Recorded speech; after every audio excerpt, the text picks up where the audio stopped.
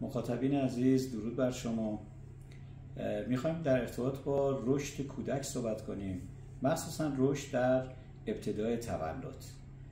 کودک وقتی به دنیا میاد یک رشد بسیار سریع در 1 سال 2 سال اول زندگی داره، اما تو این مراحل رشدی که کودک به سر میبره و رشد میکنه، مسئله مهم اینه که کودک از چه ساختارهای ژنتیکی برخوردار هست، چه ساختارهای بدنی یا فیزیولوژیک داره. این بسیار مهمه. ما نباید خیلی دخالت بکنیم در این که بخوایم یه چیزی رو به کودک تحمیل بکنیم یا اینکه بخوایم زودتر از هنگام چیزی رو به کودک یاد بدیم. یعنی مهم اینه که ما بتونیم یک ناظر آگاه باشیم. ناظر آگاه یعنی چی؟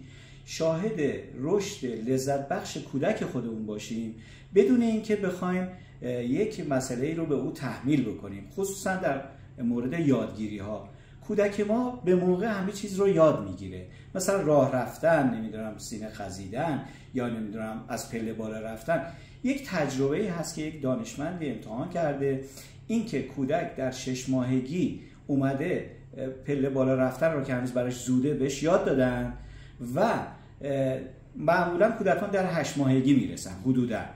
دیدن که کودکانی که در 8 ماهگی خودشون رسیدن به این در واقع مسلط شدن به اینکه از پله بتونن بالا برن کم کم، اونها نهایتا شرایط بهتری پیدا کردن.